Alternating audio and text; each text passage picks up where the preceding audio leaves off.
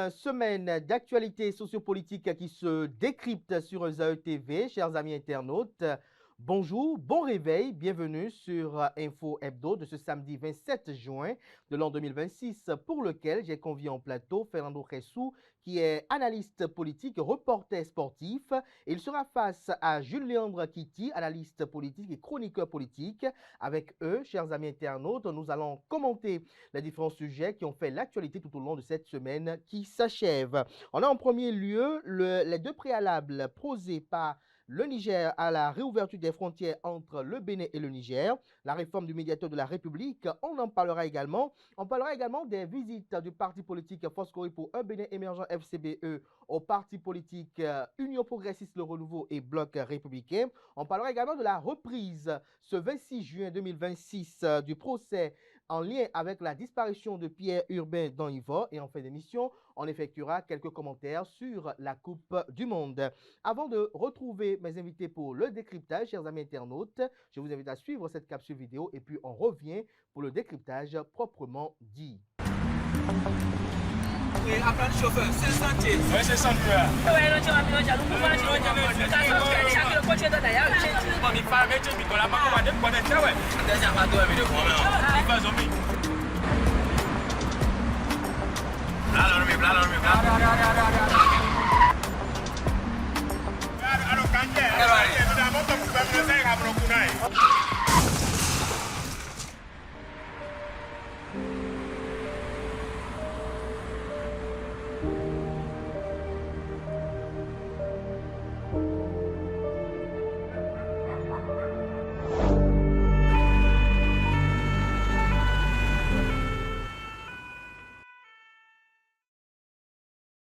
Ensemble, disons oui à la courtoisie au volant. Stop à l'excès de vitesse, à la distraction au volant et à l'incivisme sur la route. Tu viens d'avoir le bac ou tu veux te reconvertir dans un domaine d'avenir, faire le choix du numérique et rejoindre l'école supérieure d'administration, d'économie, de journalisme et des métiers de l'audiovisuel ESAE. De nouvelles filières sont disponibles dès cette rentrée: informatique et multimédia, informatique industrielle et maintenance, réseau informatique et télécommunications, système informatique et logiciel, sans oublier les filières initiales: administration générale, administration des finances, administration des affaires, sciences juridiques, sciences économiques, sciences de gestion, journalisme et métiers de l'audiovisuel. ESAE est disponible sur 4 sites: Cotonou-Badjourmendé, Cotonou-Akpakpa, Abomey-Calavi et Parakou. Pourquoi choisir l'ESAE? Des formations conçues pour le marché de l'emploi, des enseignants expérimentés et passionnés, des infrastructures modernes avec équipement de pointe, des opportunités de stage et d'emploi garanties. Les inscriptions sont en cours et les places sont limitées. Ne rate pas ta chance, donne vie à tes ambitions avec l'ESAE. Contacte-nous vite par appel ou par WhatsApp au 01 98 98 14 00 ou via email scolarité@esae.bj et visite notre site web www.esae.bj. Ton futur commence maintenant avec l'ESAE. Tu investis dans un avenir professionnel, concret et sécurisé. ESAE, l'excellence à un nom.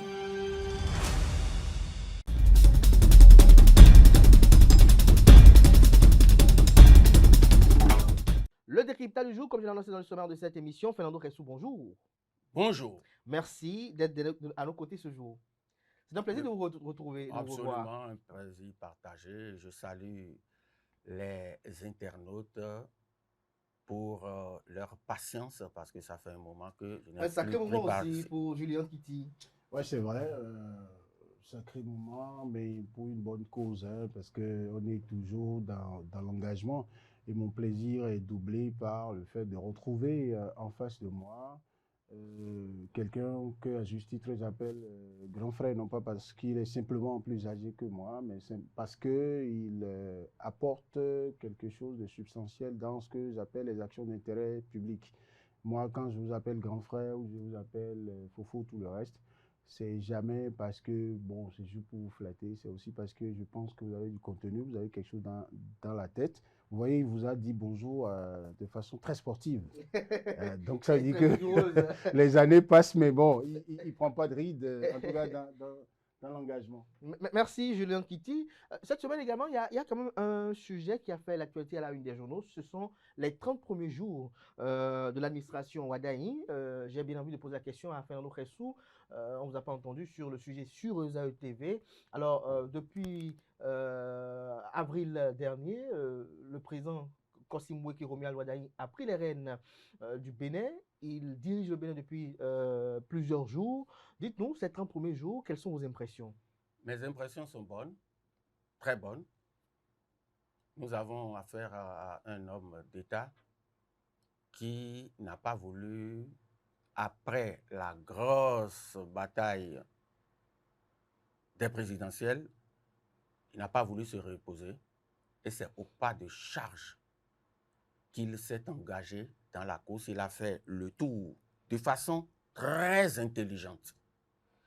Il a damé le pion à tous ceux qui élucubraient. Il va partir en France.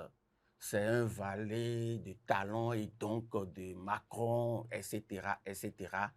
Il a fait preuve d'une intelligence manœuvrière hors pair.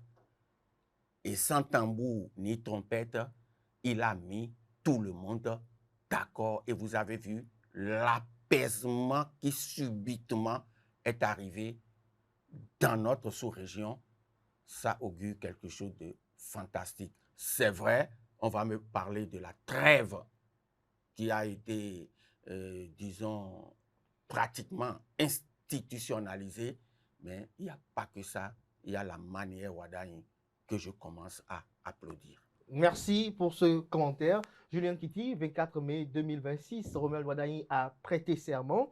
On a vu les circonstances dans lesquelles cette prestation de serment, cette cérémonie s'est déroulée. Un gouvernement a été formé et des pas sont en train d'être posés. Il y a eu un conseil des ministres le 3 juin dernier pour Fernando Khessou. Ces premiers pas sont porteurs d'avenir et d'espérance. Et pour vous? Oui, mais moi, je pense que Romuald Wadahi, moi, ne me surprend pas. Je suis plutôt en train de le voir confirmer tout bien que je pensais de lui. Je suis heureux de parler devant un sportif. Lorsque vous faites, c'est à l'école que j'ai fait ça, la course de relais, lorsque quelqu'un a le témoin en main et il file vers toi, ce n'est pas au moment où il te passe ça que toi, tu commences par chauffer ton corps. Parce que le rythme qu'il prend pour te transmettre ça, là, toi, tu accélères le rythme. Ça veut dire que tu étais déjà préparé à faire autant et plus que l'autre. Et donc, c'est ce qu'on appelle la course d'attente. Très bien. Donc, Wadahi, pour avoir fait 10 ans à un poste aussi stratégique que le poste de ministre des Finances et de l'économie en charge de la coopération, aux côtés d'un Patrice Talon qui est un véritable turbo, eh bien, il était déjà dans l'échauffement. Maintenant, quand on lui transmet le témoin, et Patrice Talon avait mis la barre tellement haut que Wadahi était contraint de prendre la barre là-haut où Patrice Talon a mis ça et de continuer à un rythme qui corresponde aux attentes des populations. Vous savez, il y avait un piège qui le guettait. Le piège, c'était quoi? C'est pourquoi lui disait, il y a des gens qui étaient là pour dire, bon, mais on va lui trouver des comportements de gens qui veulent vivre, d'un président qui veut vivre sous assistanat, d'un président à qui il faut tout dire. Non, il a montré que, bon voilà, lui, sa gouvernance, c'est né avec les dents, et il a vu là où il faut frapper. Dans le contrat social avec un peuple, c'est ça, c'est de voir les besoins, les aspirations, les intérêts de ce peuple, après d'avoir l'intelligence de les stratifier pour savoir par où vous commencez. Vous voyez les mesures qu'il a prises. Il a présenté son projet de société quand il voulait faire campagne. Et vous savez qu'il y a encore des Béninois qui pensent que, malheureusement, les promesses de campagne n'engagent que ceux qui y croient. Mais il est venu, il vous a dit, ben voilà, les relations avec les voisins du pays, c'est une priorité pour moi. Il y va. Et je suis sûr qu'il y en a qui ont eu même la frayeur de dire, ben, est-ce qu'il pourra descendre dans un avion à l'aéroport de Bamako, à Niamey, à Ouagadougou. Mais le gars est descendu, il a parlé avec ces gens. C'est aussi une question de génération peut-être. Tu as vu comment les Nigériens, les Burkinabés qui étaient si remontés, subitement, on commençait pas à parler avec le premier des Béninois.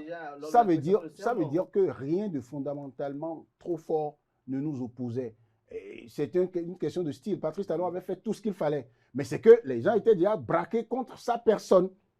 Ce n'était pas son style qui était en jeu, c'était sa personne. Alors, pour ce qui est de l'interne... Qu'est-ce qui vous dit qu'ils ne voulaient pas rouvrir leurs frontières? Voilà. Parce que les deux peuples souffrent. Comment? Et le Nigérien est plus heureux même de ce qui se passe là maintenant que quiconque. Hein. Parce que jusqu'au dernier vendeur d'oignons qui, dans les pousse-pousse, passe dans les quartiers, lui, le Bénin est important pour lui. Il quitte son pays pour venir jusqu'au Bénin pour ça. C'est ça. Et il vend de petites choses, il fait fortune. Va le voir quand il retourne dans son pays. C'est un roi. Alors, donc, c'est vous dire que sincèrement ce qu'il est en train de faire. Et il vous dit, on va parler dans les mesures sociales, Niger là, dans les hôpitaux, il faut soigner d'abord. Voilà, il vient, il dit, bon, ok, moi j'ai besoin de plus d'argent pour faire ça ici et maintenant. Il envoie un budget collectif à l'Assemblée nationale, c'est voté. Et puis, moi j'ai exprès parcouru quelques formations sanitaires. C'est un personnel qui est en alerte. Et le langage, c'est ça là. Si tu fais erreur pour ne pas soigner les gens qui sont en détresse, d'accord, par rapport à leur vie, tu auras affaire non pas seulement au ministre de la Santé, mais au chef de l'État parce que c'est vital pour lui. Il y tient vraiment. Fernando Ressou, avant de revenir par rapport aux décisions qui ont été prises le 3 juin en Conseil des ministres dernier, le 24 mai, lorsque Romuald Wardani a prêté serment, il a formé dans la soirée son premier gouvernement. Vous êtes un grand acteur du monde sportif béninois. Il y a quand même une chose qui retient l'attention, c'est que désormais, on a le ministre des Sports et de l'engagement civique. Est-ce que lorsque vous avez appris cette dénomination-là, est-ce que pour vous, cela augure de meilleurs lendemains demain pour les sports au Bénin? Pourquoi vous voulez vous accrocher seulement au sport? Je vous dis, je me suis posé la question de savoir, mais qu'est-ce qui a pu inspirer le président Wardani? Je vous dis, tous les maux de la société béninoise sont là. L'indiscipline, l'incivisme, le non-respect du bien public, etc., etc. C'est le ministère des Sports qui, aujourd'hui, si le travail est bien fait, va résoudre ce problème. Je vais vous dire ceci. Comment? Oui. Le baron Pierre de Coubertin a observé le microcosme politique européen et s'est rendu compte que la France perdait toutes ses guerres face à ses voisins. Il a dit, mais comment peut-on l'expliquer? Bon, je veux comprendre. Il prend son bâton de pèlerin, il sillonne toute l'Europe et il s'est rendu compte qu'ailleurs en Europe, l'engagement civique était épinglé comme un comportement de tous les instants. L'éducation physique était même jusque dans les écoles. Je fais une parenthèse en disant que lorsque Pierre de Coubertin, après avoir réuni tout le monde du savoir à la Sorbonne pour parler de la rénovation des Jeux Olympiques, c'est justement après cette tournée. Parce qu'il s'est dit, il faut donner à la jeunesse française et mondiale le sens de l'engagement, ce que nous appelons la joie dans l'effort. C'est pour ça qu'il a épousé les 3 mots du père Didon qui était son ami et qui, avant d'envoyer ses enfants en classe, le faisait passer sur un terrain de gymnastique. Allez plus vite, plus haut et plus fort dans tout ce que vous faites. C'est de l'engagement civique. Et quand il a fait cette conférence de la Sorbonne qui a abouti le 23 juin 1894 à la création du Comité international olympique, tout est parti. Aujourd'hui, il n'y a pas de Jeux olympiques sans volontaires.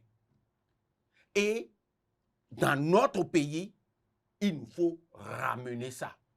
Il n'y a pas une équipe qui prospère sans philosophie de jeu. Or, l'olympisme est défini comme une philosophie de vie qui exalte et combine en un ensemble équilibré les qualités du corps, de la volonté et de l'esprit. L'olympisme, alliant le sport à la culture et à l'éducation, se veut créateur d'un style de vie fondé sur la joie dans l'effort, la responsabilité sociale et le caractère universel de l'éthique. Le ministère des Sports qui retrouve l'engagement civique, c'est travailler à ramener les Béninois à suivre les pas de l'olympisme, les valeurs de l'olympisme que sont l'amitié, l'excellence, le respect de soi, le respect de l'adversaire, le respect de l'entraîneur, le respect du public, le respect des infrastructures, le respect de la parole donnée, le respect de la volonté de bien faire, le respect d'être en bonne santé pour contribuer au rayonnement et au développement de la nation. Lorsqu'on va introduire cet engagement civique grâce au sport jusque dans nos plus petites entreprises, avant de démarrer le travail, tous les matins, 30 minutes d'APS, activité physique et sportive, tout le monde serait réveillé. Les neurones seront en alerte. Quelles sont les actions sur lesquelles on doit attendre le ministre Benoît Dato? Les actions sur lesquelles on doit attendre le ministre Benoît Dato, ça va dans l'information, la communication, l'éducation en matière de civisme. Et le civisme n'est pas que sportif. Parce que je suis en train de vous faire comprendre. Si vous prenez un exemple basique, les meilleurs directeurs, les meilleurs censeurs, les meilleurs surveillants généraux de nos établissements scolaires, allez demander, ils sont professeurs certifiés d'éducation physique et sportive, à défaut d'être professeurs certifiés tout court. C'est très important parce qu'on parle de discipline à la base. Tu ne peux pas être sportif sans être discipliné. On dit qu'un match va démarrer à telle heure. Et toi, tu vas venir 15 minutes après, ça s'appelle forfait. Tu es forfait après 15 minutes, un quart d'heure. GLK, lorsque l'on y voit de près... Si vous le permettez, oui. J'ai parlé du 23 juin 1894, création du Comité international olympique. C'est pour ça d'ailleurs, nous sommes en juin. Tous les 23 juin de chaque année, le monde entier célèbre la journée olympique. Au Bénin, le Comité national olympique et sportif béninois célèbre cette journée de façon tournante dans une commune de notre pays. On en a 77. Cette année, on sera à Avrancourt. Et je vais vous dire, si le 23 juin tombe sur un week-end, on célèbre ça le 23 juin. Si ça ne tombe pas sur un week-end, on essaie d'évaluer si on peut le faire une semaine avant, le week-end d'avant ou le week-end d'après. Et c'est ce qui va se passer. C'est ce qui se fait maintenant. C'est ce qui se fait maintenant. Aujourd'hui même. Ce vendredi, Avrancourt va accueillir des communications sur les valeurs de l'olympisme, sur le sens de l'engagement civique, sur l'importance de ce que nous appelons les bienfaits du sport. Il y aura à partir de samedi une foultitude de manifestations sportives avec au départ à 7 h une marche populaire qui va regrouper tout le monde. Vous avez 7 ans ou vous avez 99 ans, 100 ans, vous êtes personne handicapée, tout le monde doit participer à cette marche parce que dans la charte olympique, le sport est défini comme étant un droit de l'homme. Vous voyez? Et en même temps, un droit qui doit s'accompagner avec un certain nombre de devoirs et aussi de droits. Le non-harcèlement, la lutte contre le dopage, la lutte contre la manipulation manipulation des compétitions sportives, la lutte contre la violence sous toutes ses formes. Vous voyez déjà le sport à la base, c'est de l'engagement civique tout cru. Merci à vous, Fernando Ressou. J'ai le cas, à l'instant, dans votre première intervention, vous étiez en train de faire cas quand même des mesures qui ont été prises lors du Conseil des ministres du 3 juin. Est-ce que cela veut dire que vous saluez le fait que le président de la République, Romuald Wadaï, a eu à promettre aux populations et aussitôt le pouvoir pris, il l'a concrétisé?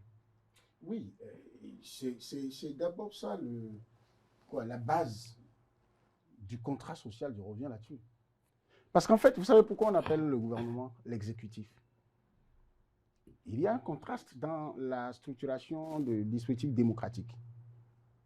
On appelle le gouvernement le président de la République, la première personnalité du pays, mais en réalité, le nom exécutif qu'on donne au gouvernement après montre qu'un dirigeant, ce qui caractérise son action, c'est le verbe servir.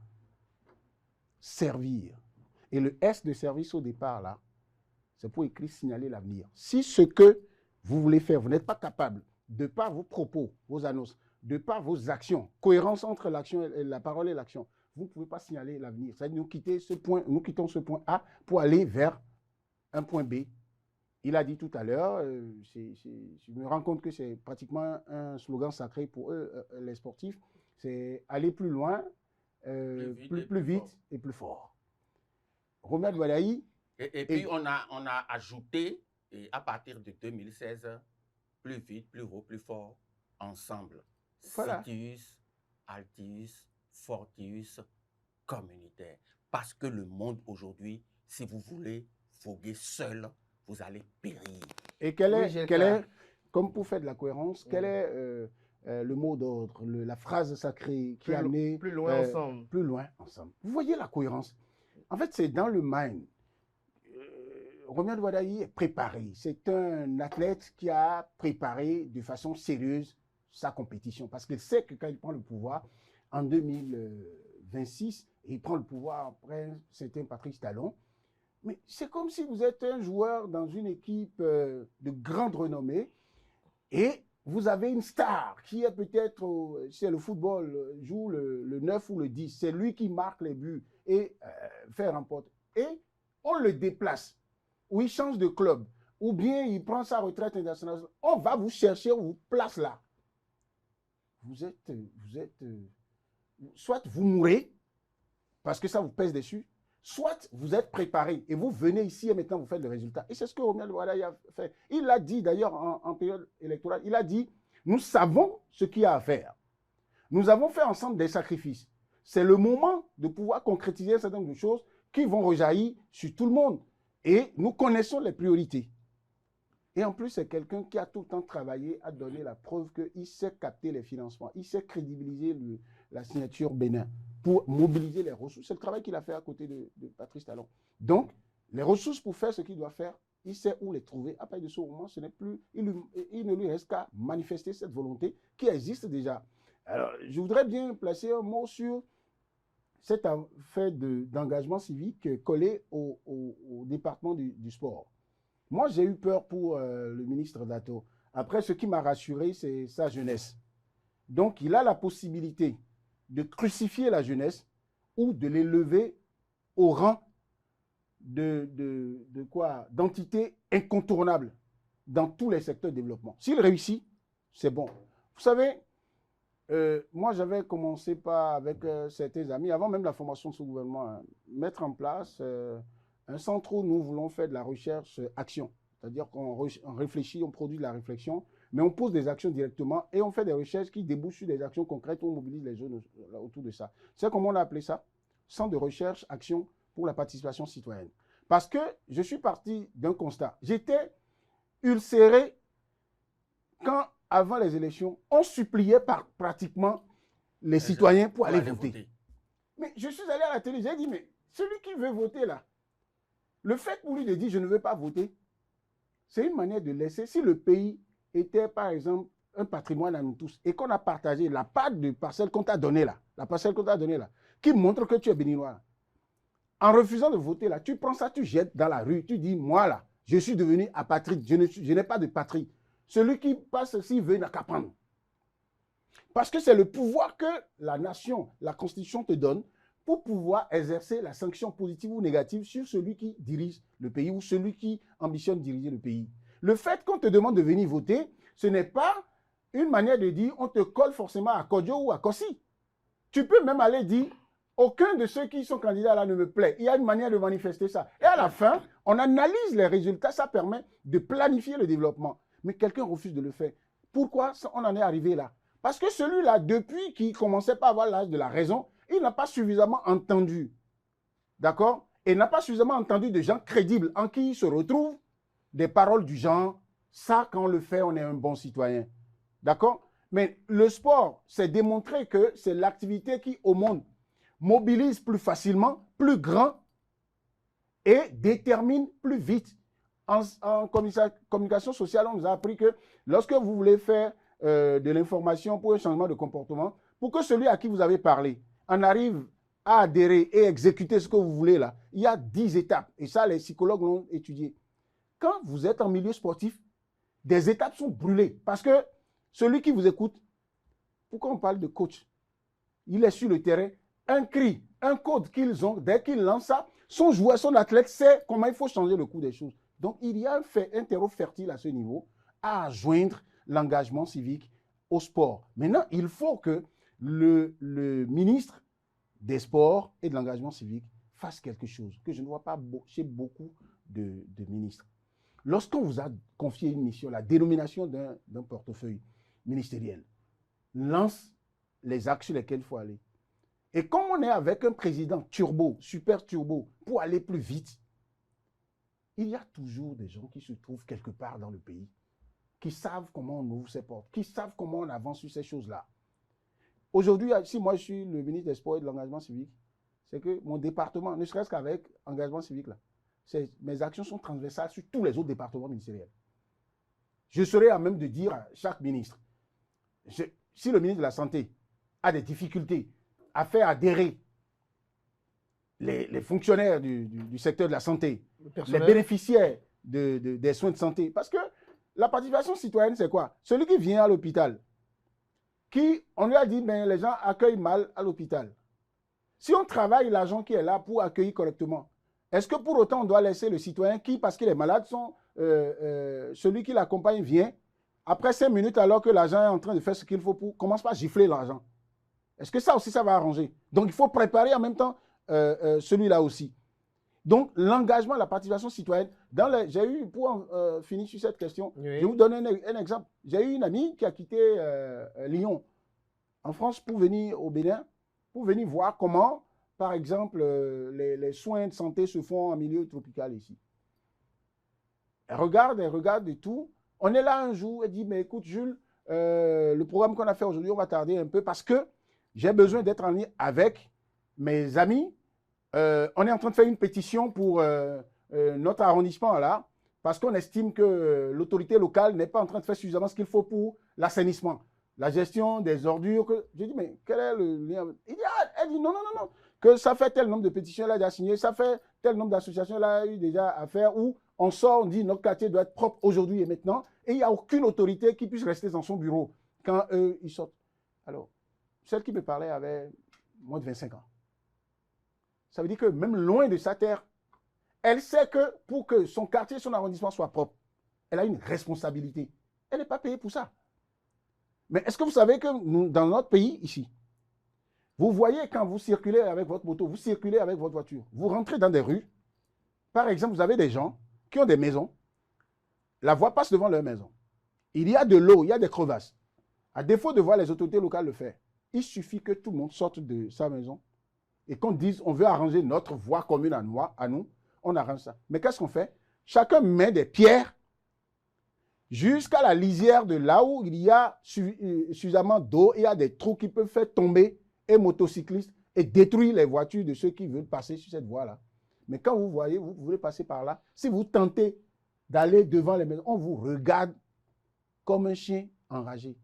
Merci, mais je dis, mais pourquoi l'eau qui est dans votre rue là, que vous regardez, qui peut pourrir, qui peut générer des moustiques rendent malades vos enfants, les flaques d'eau dans lesquelles vos enfants, pourquoi ils ne font pas ça? Comment le citoyen béninois arrive à résister, à voir ça tous les jours? Ça veut dire que, grand ou petit, on a besoin d'être éduqué sur ces choses-là. Mais pendant que, il a dit quelque chose qui est intéressant, pendant qu'on est en train de vous éduquer, nous avons un défaut aussi chez nous, ceux qui n'ont pas, beaucoup n'ont pas la pédagogie pour éduquer. Pour les adultes, par exemple, les gens parlent d'andragogie, je ne suis pas enseignant, mais en milieu sportif, c'est-à-dire on vous inocule des choses qui, en temps normal, peut-être sont difficiles à accepter, mais vous l'acceptez avec sportivité et vous êtes dans la joie, en train d'être discipliné, vous êtes dans la joie, mais en train de faire les choses comme cela se doit. Jules Léon Kitty. Oui, alors, vous le Fernando permettez, Kassou, vous le nous allons aborder les permettez. sujets Oui, qui oui, nous réunissent ce absolument. matin. Le sujet dont on est en train de parler est d'une importance névralgique pour notre pays. J'ai rencontré une grande dame du Rwanda. Je félicitais les Rwandais à Kigali. J'ai dit, waouh, qu'est-ce que c'est propre. Elle m'a répondu, on est allé apprendre ça au Bénin. On est allé apprendre ça au Bénin. Et elle avait raison. Puisqu'en notre temps, au moment où on parlait de l'école nouvelle, au moment où le Bénin faisait campagne nationale de salubrité, en ce moment-là, le gouvernement militaire révolutionnaire était capable de demander à un diplomate américain, monsieur, descendez de votre véhicule, Bien sûr. Bien sûr. apportez votre contribution à ce qui est fait. Il y avait même des initiatives où il y avait un jour, Suivez-moi bien. les mercredis ou bien, je ne sais pas moi, tout le monde faisait le sport. Moi, j'ai fait au moins 3 ans au Ghana. Dans ma rue, tous les samedis, ou c'est les samedis puisque les dimanches, ils aiment l'église. Les petits caniveaux qu'on a eu à faire devant chaque... C'est-à-dire, ceux qui sont de l'autre côté là, la portion de caniveau qui est devant eux, ils sortent tous les déchets. Nous, on sort tous les déchets. Et on ramasse tout. Ici, il y a le Koueton Doué. Oui. On va les attendre. Non, aujourd'hui, qu'est-ce qui se fait? Et l'odeur. Les gens produisent les déchets qui vont verser dans les La caniveaux. puanteur là, on met ça, ça rentre dans nos narines et ça nous pourrit la vie. Mais on dit, on attend ceux qui vont venir faire. L'engagement civique ne permet pas ça. Il n'a pas le sport. Dans le sport, l'enfant qui est turbulent à la maison, on l'amène au sport, on le confronte. Je crois qu'on aura d'autres occasions pour en parler de fond en comble. Oui. Dans un pays où les gens ne se parlent pas. Bien sûr. Vous avez dit que RCBE est allé voir des gens, non? On va en parler. On va en parler. Lorsque Talon leur disait des choses ici, lorsque Talon est allé jusqu'à interpeller l'un de mes jeunes frères de ce pays, qu'est-ce qui me dit que demain là, le candidat de Talon ne sera pas un candidat choisi par les démocrates et puis ça a soulevé un tollé. J'ai dit waouh. Ok, on est là. Non, on en est là maintenant. On en est là et on va parler d'actualité. Le Niamey a posé 2 préalables sécuritaires non négociables pour ouvrir sa frontière avec le Bénin. Le premier, c'est la signature d'un accord formel actant le principe de non-agression mutuelle et interdisant à l'un ou l'autre pays de servir de base arrière pour déstabiliser son voisin. Le second, une transparence totale concernant les dispositifs militaires étrangers près de la frontière, assortie de la création d'une cellule de renseignement conjointe pour mutualiser la lutte antiterroriste. Donc, on peut dire il y aura un nouvel accord de défense et de sécurité et la transparence et le renseignement conjoint. Personnellement, rien de tout ça là ne concerne le Bénin. Et je l'ai toujours dit. On a fait des jérémiades avant que le Nigeria et le Bénin ne se mettent ensemble pour faire des patrouilles, nuitamment pour lutter contre le grand banditisme. Le Bénin n'a jamais eu peur que le Nigeria vienne l'agresser. Que des bases britanniques ou américaines se trouvent au Nigeria, ça fait quel problème des Béninois?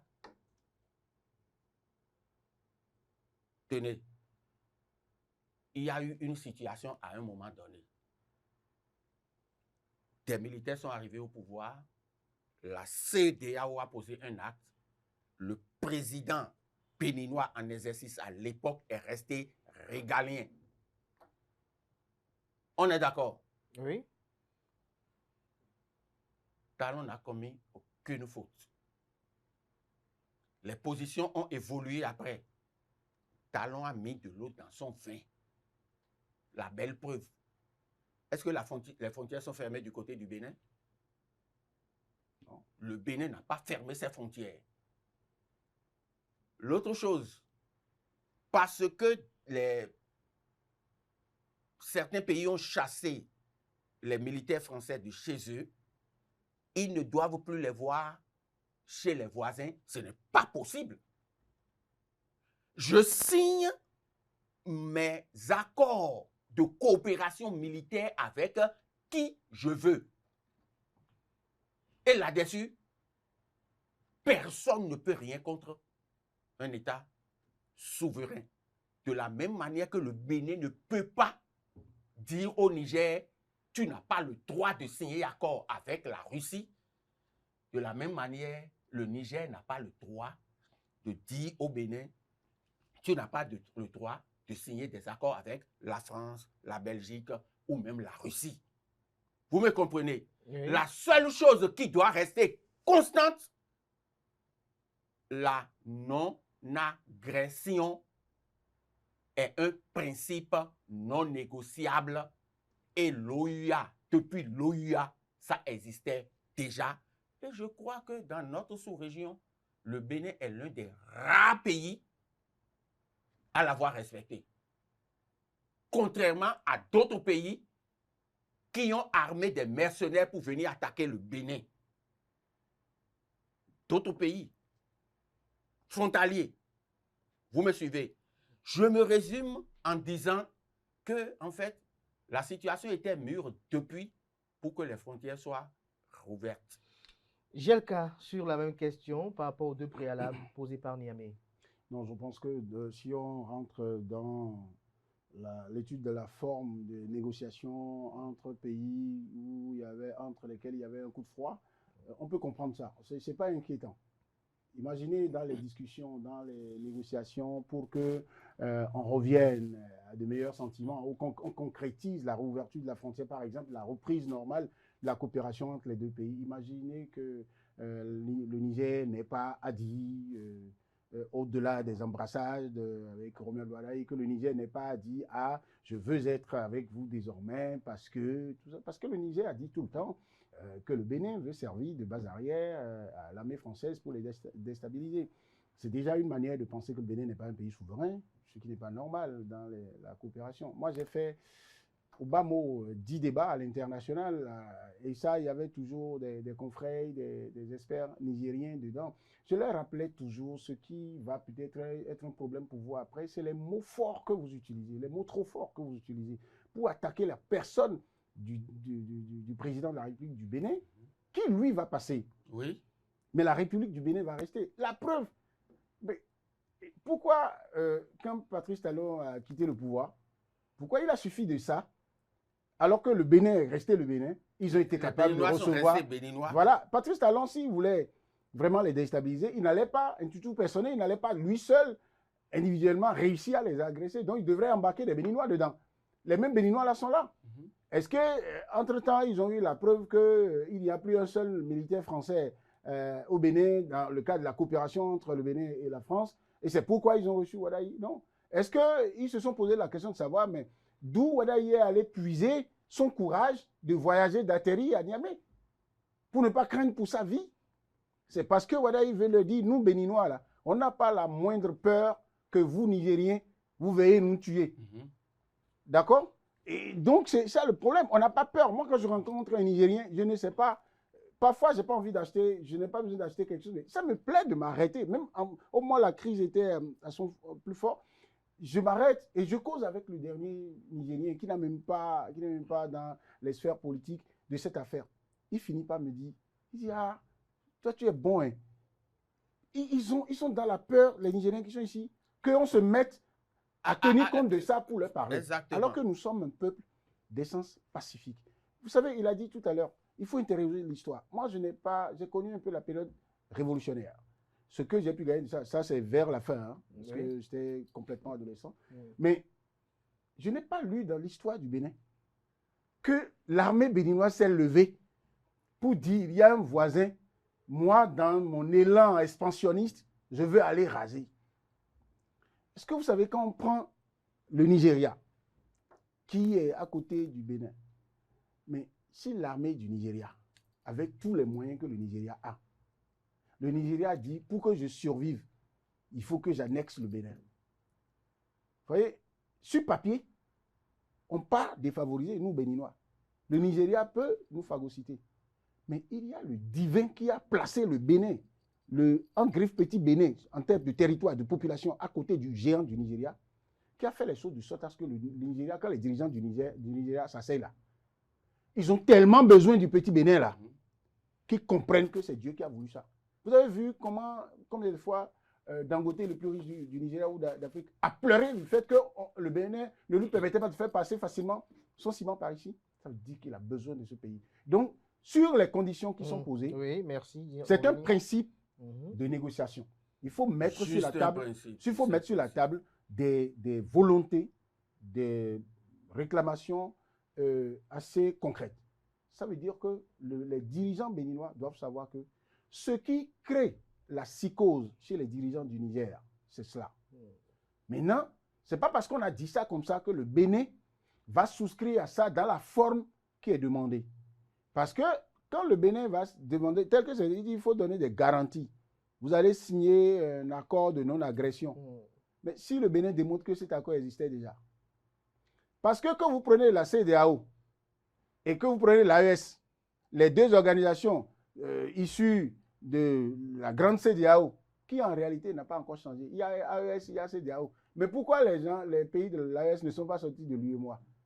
Pourquoi depuis ils n'ont pas encore fait leur monnaie? Donc on continue de vivre comme s'il y avait CEDEAO. Maintenant, dans cet espace-là, il y a déjà la libre circulation des personnes. Moi, il m'est arrivé, pendant que mon passeport devait être repris, il m'est arrivé de prendre ma carte CEDEAO, là, de voyager, de prendre un vol pour aller à Abidjan. On ne m'a pas dérangé. La carte, hein? D'accord, la petite carte magnétique, là. Donc, ça, c'est des... Et je peux aller au Niger, je peux aller partout. Les flux commerciaux, comment le Niger, depuis le Niger, le Burkina, depuis qu'ils ne fréquentent plus le port de Cotonou, là, vous savez ce que ça leur coûte? C'est énormément. Les commerçants sont ruinés. Et même, non seulement ils dépensent tout l'argent qu'ils doivent gagner, mais sur la voie, là, on brûle leurs camions parce qu'ils vont tomber sur les terroristes. Donc, ils sont obligés de laisser tomber. Le Béninois, le port de Bénin aussi a besoin de... Regarde, leur pétrole doit passer par ici. On a besoin de se regarder comme des frères. Dans le pipeline. Maintenant, la manière dont c'est conduit aujourd'hui, le fait qu'on ait mis sur place un comité où il y a les deux pays qui sont représentés. Il y a les représentants des forces de défense et de sécurité. Vous savez, les militaires, j'ai découvert quelque chose chez eux en faisant mes petites enquêtes. Les hauts gradés de nos pays, là, des armées de nos pays, là, n'ont pas les mêmes problèmes que les hommes politiques ont. C'est pour la plupart des gens qui ont fait formation ensemble. Ils se parlent. Ils ont dormi ensemble, ils ont mangé dans les mêmes galettes. Et ils savent. Ils ont fait les mêmes écoles de guerre. Ils savent très bien qu'en réalité, il n'y a pas de problème.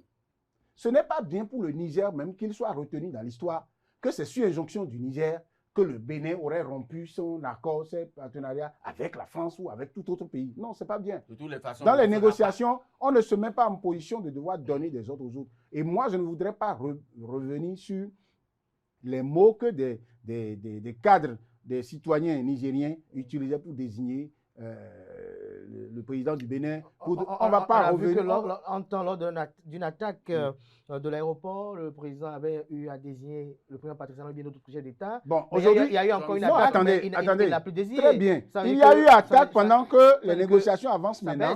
Le Bénin a été pratiquement le premier pays à dénoncer cette affaire, à apporter son soutien à Niamey.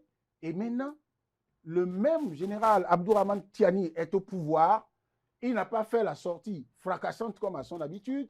Il n'a désigné même pas par personne interposée le Bénin comme étant la base. Ça veut dire qu'en réalité, tu vois, j'ai envie de vous dire, c'est en français nous faisons l'émission, mais chez moi, chez les Minans, on dit non.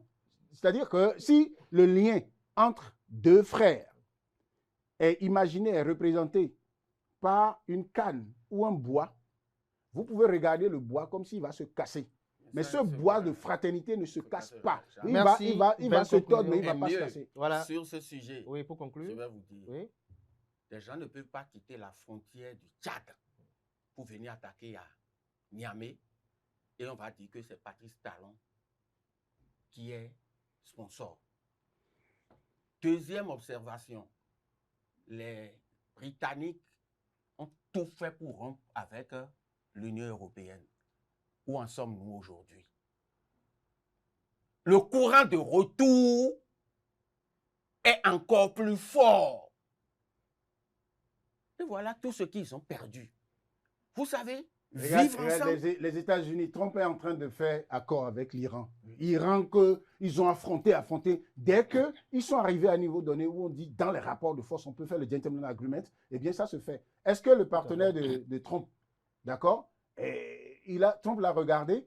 Est-ce que pour ça, Trump ne peut plus discuter avec lui? Non. On regarde la situation, ce qui nous unit, et chacun est souverain. Si on peut... Bon, bref, ce n'est pas le cas de l'Iran et des États-Unis qui nous préoccupe aujourd'hui, mais je tiens à vous faire comprendre que quand deux pays sont voisins, ils sont condamnés à vivre ensemble comme les populations du Bénin et du Niger, et ça date de très, très longtemps. Ça me permet d'embrayer sur le prochain sujet qui a fait l'actualité cette semaine, c'est la réforme du médiateur de la République. Cette réforme adoptée par l'Assemblée nationale modifie en profondeur le statut du médiateur de la République. Ses fonctions sont désormais exercées d'office par le premier vice-président du Conseil économique et social, c'est-à-dire le CES. Les principales implications de cette réforme incluent fusion institutionnelle et rationalisation, c'est-à-dire le poste de médiateur de la République n'est plus une nomination exclusive, mais devient une attribution rattachée à la première vice-présidence du CES. Cette mutualisation des ressources vise à réduire les charges de fonctionnement de l'État et à renforcer la cohérence institutionnelle. Alors, le second intérêt, c'est que malgré cette fusion, l'indépendance du médiateur est sanctuarisée. L'institution ne reçoit d'instruction d'aucune autorité politique ou administrative dans l'exercice de ses missions. Le troisième point, c'est que le texte précise et assouplit légèrement les conditions de saisine. Toute personne physique ou morale estimant qu'une administration publique, une collectivité locale ou un établissement public n'a pas correctement rempli sa mission de service public peut saisir l'institution par requête. On a aussi le fait que le champ d'intervention exclut strictement les litiges entre personnes privées, les conflits entre l'administration et ses agents, ainsi que les dossiers pendant devant la justice ou cherchant à dénoncer une décision de justice. Commentaire, Fernando Ressou. Je me réjouis déjà, puisqu'à un moment donné dans ce pays, l'idée a circulé de mettre une croix sur le Conseil économique et social. Dieu merci, le Conseil économique et social est resté. Renforcé. Aujourd'hui, le Conseil économique et social est renforcé. Si on fait l'histoire du médiateur de la République, on ne peut pas ne pas penser au combat d'un homme, Albert Tévois-Diéré. Et puis, c'est comme si ça avait été taillé pour lui, parce qu'il fallait le mettre quelque part. L'importance du médiateur de la République n'est plus à démontrer. Aujourd'hui, qu'on l'envoie, je parle comme ça, au Conseil économique et social, je dis c'est une très bonne inspiration quand on veut parler de mutualisation. Mutualisation des idées, mutualisation des moyens. C'est très important.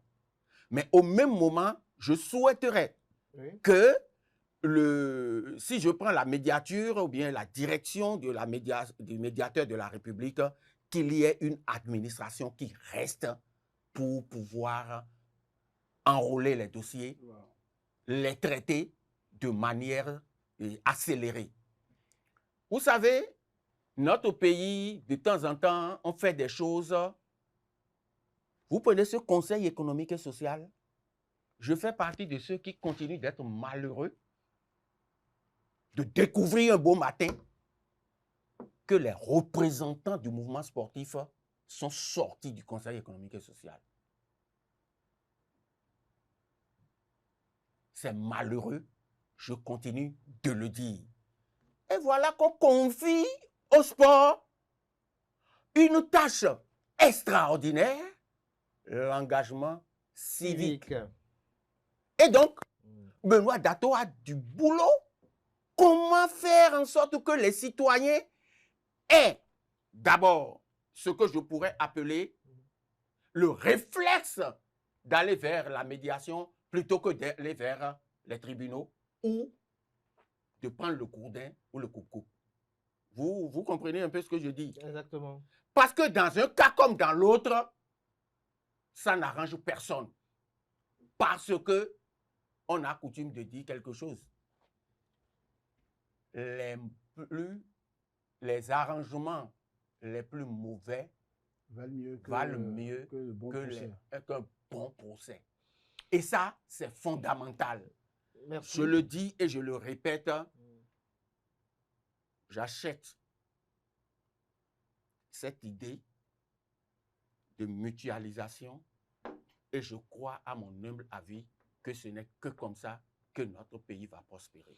Julien Kitty, votre opinion sur cette réforme du médiateur de la République? Non, déjà, si on est un bon citoyen, on a le sens de la rationalité, on devrait pouvoir être d'accord sur l'idée de mettre ensemble d'une manière ou d'une autre des institutions qui se retrouvent à un même carrefour par rapport au service qui est rendu aux citoyens.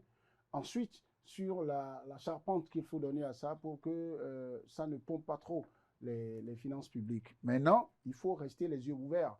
Et là, le législateur est resté les yeux ouverts parce qu'il faut dire au médiateur de la République, dire au Conseil économique et social, même renforcé, vous ne vous substituez pas à la justice qui connaît d'un dossier, par exemple, qui a des principes également, que quand une procédure est engagée véritablement, même le simple citoyen, même les parties engagées dans le procès ne sont pas autorisées à agir. Il y a des mesures conservatoires qui sont prises, même le commentaire à faire, même vous et moi, nous devons avoir des limites lorsque un dossier est pendant devant la justice. Au-delà de ça, il y avait une étude à faire, c'est-à-dire nous sommes dans un nouvel attelage institutionnel qui demande réflexion.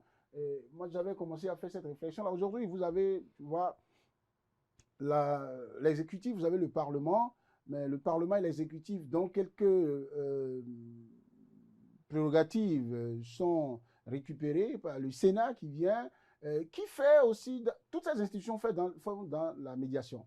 Vous avez le Conseil économique et social, et il est en train de faire le lien avec engagement civique. Je n'en suis pas surpris, parce que le Conseil économique et social, quand vous regardez ces prérogatives-là, en français facile, c'est être à l'écoute des populations, de toutes les composantes de la population, remonter leurs aspirations, leurs préoccupations dans les oreilles des décideurs, faire la pression sans les imposer. Pour que les décideurs puissent adhérer à ça et par eux-mêmes prendre les décisions qui cadrent avec. Parce qu'on a vu un fossé sur le temps entre les décisions prises de bonne foi par les décideurs et les populations auxquelles c'est appliqué. C'est pourquoi ces populations disent, bon, quand ils sont en haut là-bas, ils font ce qu'ils veulent. Non, ils sont là pour eux.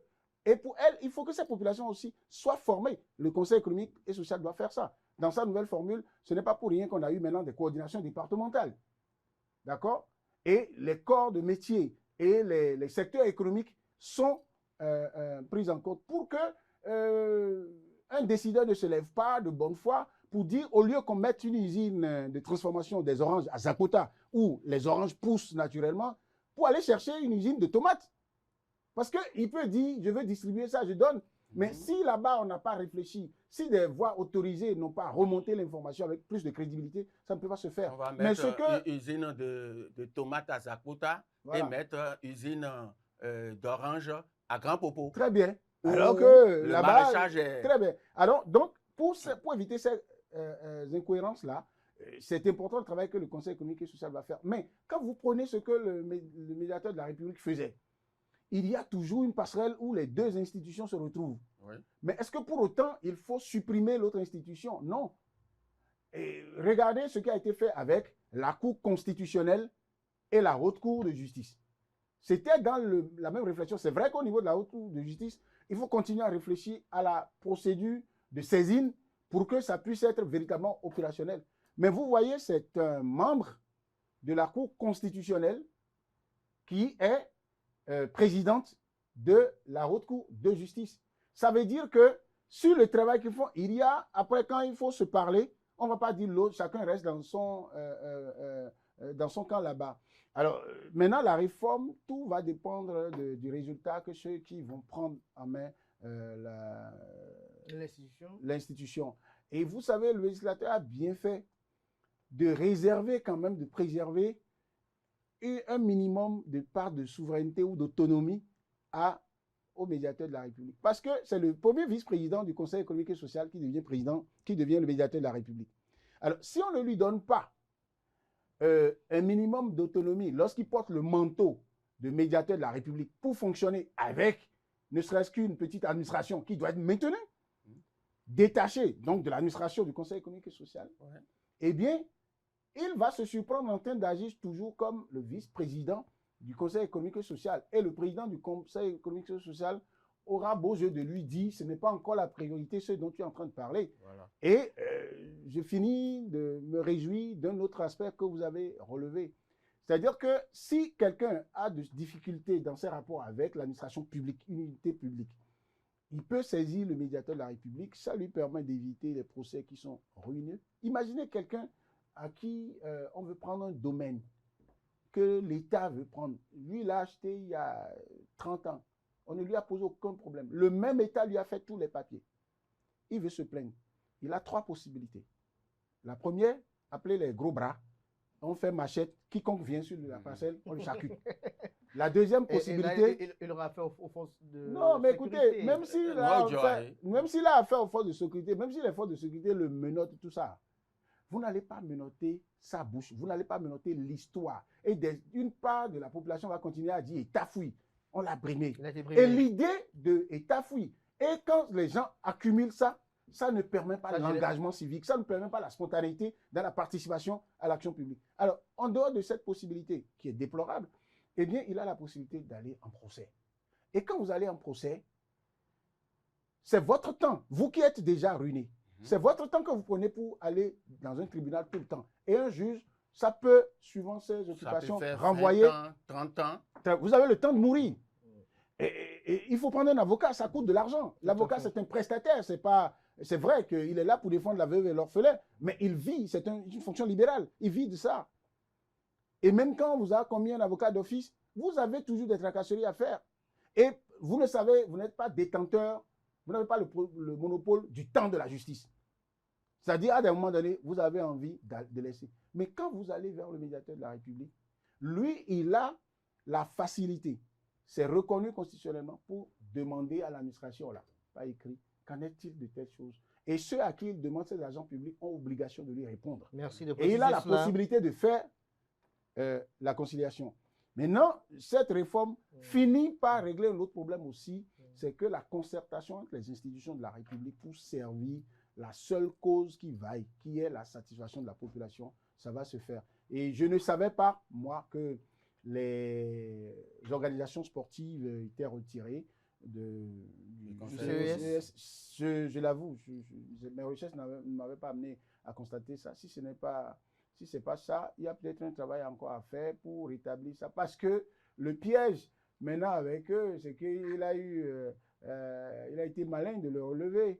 Parce que quand on renvoie l'engagement civique au département du sport, tout ce que CES fait, tout ce que le médiateur de la République fait, tout ça, pour que cela prospère, il faut de l'engagement civique. Absolument. Il faut que le citoyen dise d'abord, je le jure, je m'en tiens, je m'en remets à vous, et je fais ma part de discipline citoyenne pour que vous puissiez me donner ça. Donc, si vous voulez faire le bien de cette population qui doit s'engager, si elle n'est pas travaillée pour être engagée, vous allez faire son bien, elle va vous dire, je ne vous ai pas demandé ça, j'ai mes solutions. Et le département ministériel qui doit s'occuper de ça, si les organisations, le sport a la particularité que même s'il y a un ministre des Sports, ce qui fait vivre le département des sports, c'est les organisations sportives qui sont des structures d'abord autonomes, mais qui sont tellement actives qu'un ministre des Sports, quoique agent de l'État, ne peut pas se passer d'eux et décider à leur place. Je voudrais ajouter. Oui, très rapidement. Vous savez ce que je veux ajouter? Oui. L'importance de cette décision. Si on l'exploite bien, on a combien de juges, s'il vous plaît? On a combien de greffiers au Bénin? Il y a tellement d'affaires. Les juges ne dorment pas. Alors qu'ils doivent La prendre des maladie décisions. commune de nos juges, l'hypertension artérielle. Ouais. S'il vous plaît. Au sport, je vais vous donner un exemple.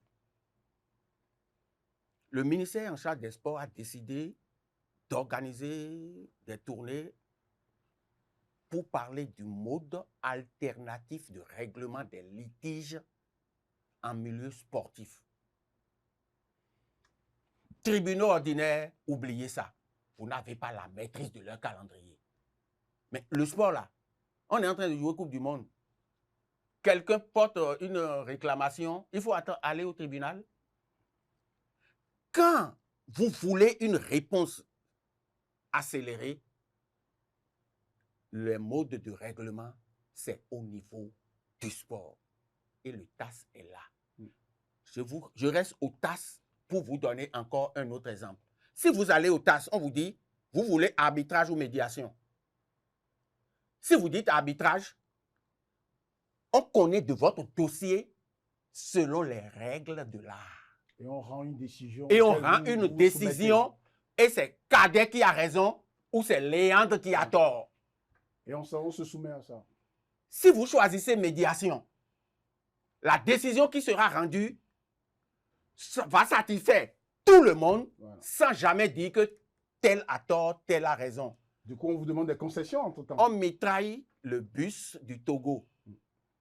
Cannes 2010. Ouais. Mort d'homme. Les Togolais disent, ah, nous, on ne peut plus continuer la compétition. Ouais, ouais. Les organisateurs disent, vous devez continuer la compétition. Il y a combien de gens qui sont morts? Ils ont dit, comment est-ce que vous pouvez nous parler comme ça? Le président de la République dit, allez, rentrez au pays. Ils sont rentrés. La CAF leur applique la loi. Ouais. La loi dit, un pays, une équipe ne peut s'abstenir de participer à la compétition qu'en cas de force majeure définie par l'organisation. Oui. Voilà. Donc, laissez-moi finir. Donc, c'est la CAF qui dit c'est cas de force majeure, ce n'est pas vous. Mais vous êtes parti, vous êtes suspendu pour 2 cannes. Ils vont au TAS, on leur dit arbitrage ou médiation. Si c'est arbitrage là, aucun pays n'est autorisé à rentrer sur le lieu de la compétition par voie de terre. Donc la sanction de la CAF va être vous voyez, renforcée. Maintenant, ils ont dit, la CAF ne nous a même pas envoyé une lettre de condoléances. Ils disent, bon, ok, si vous envoyez une lettre de condoléances, est-ce que vous allez vous calmer? Ils ont dit oui. Si vous leur envoyez une lettre de condoléances et il s'agisse, est-ce que vous avez levé la sanction? Donc, de médiation en médiation, voilà, la sanction a été levée. Et le Togo a été autorisé à rentrer dans les éliminatoires de la CAN 2000. Alors que ça aurait pu faire un procès mondial. Comment? Tout un pays va s'engager pour dire je porte plainte contre la CAN et la CAF. La CAF dit mais moi, non seulement j'ai le droit de sanctionner cette équipe, mais en plus la campagne de désinformation contre mon institution, moi aussi je porte plainte. Et ça peut se déplacer du milieu sportif pour aller vers les juridictions ordinaires internationales, même pénales. Ça y est, beaucoup d'argent seront... Merci pour cette belle illustration qui va nous permettre avec JLK de pouvoir embrayer sur l'autre sujet qui nous réunit ce matin, qui est en lien avec le parti politique Force Cori pour un Bénin émergent FCBE, qui, après avoir annoncé quitter l'opposition et rejoindre de la mouvance présidentielle, a eu à rendre visite cette semaine au parti politique Union progressiste Le Renouveau et puis au parti politique Bloc républicain. Sur la forme, Julien Kitty, quelles sont vos appréciations? Bon, un parti politique sorti des élections présidentielles qui a été challenger avec l'actuel locataire de la Marina, décide de rejoindre la mouvance présidentielle et se met à visiter les partis politiques de la mouvance présidentielle. Est-ce à dire qu'on peut soupçonner une fusion éventuelle à l'avenir ou... Bon, il y a des raisons qui sont évoquées. Vous allez déjà d'abord trop loin. Ils ont la souveraineté de leurs décisions. Oui. La fusion entre partis politiques, c'est prévu par les textes. Donc, tout le monde peut le faire. Vous savez, pour être parti d'opposition ou ne pas l'être, c'est que vous êtes enregistré comme parti politique et après vous écrivez au ministère de l'Intérieur pour dire « moi, je veux m'inscrire comme parti d'opposition ». Le niveau de la législation dans notre pays ne vous demande même pas ne va même pas plus loin pour vous demander quelles sont vos idéaux, votre idéologie qui fait que on peut de façon pertinente voir que vous êtes vraiment opposé au style de gouvernance qui est là. Nous vivions dans un certain nombre d'aberrations qui vont avec la démocratie telle que nous l'avons copiée, et qui était que un régime peut s'installer le lendemain, 24 heures réelles après, quelqu'un peut dire je suis opposé à ce régime. C'est une aberration. Celui qui est élu n'a encore rien fait. Vous dites que vous êtes opposé à lui. Opposant. Vous n'avez pas dit vous êtes divergent ou bien... Peut-être qu'il est opposé à sa vision. Non, non, écoutez. Ou à la vision Écoutez. Sur la base de laquelle il a été élu. Les pays comme les nôtres, là. Vous savez, il y a des pays qui ont fini de se construire. Et les gens réfléchissent maintenant à l'épanouissement psychosocial de l'être humain. Mais vous êtes dans un pays où quelqu'un peut s'engager en politique parce qu'il ne trouve pas à manger. Alors que l'engagement politique, ce n'est pas pour ça. L'engagement politique, c'est l'intérêt, l'attachement que vous avez pour l'action d'utilité publique. Et le premier niveau d'engagement, c'est que vous êtes prêt, comme un fou, à utiliser votre temps, votre énergie, vos moyens, pour faire avancer une cause commune. Bon, après, si vous êtes dans des fonctions données où on vous met des moyens à disposition pour que vous puissiez travailler, d'accord, ces moyens ne sont pas mis à disposition pour que vous puissiez vous enrichir outre mesure comme si vous avez plus de mérite que les autres citoyens. Mais non, ce que FCBE, UP Le Renouveau et Bloc Républicain ont eu à faire, ce que j'en sais, d'accord, en tant qu'observateur et analyste politique, c'est que j'ai observé qu'ils ont signé des accords de législature, mais ils ont signé également des accords de gouvernance. Ça veut dire quoi? Quand quelqu'un va gagner les élections, on va gouverner ensemble.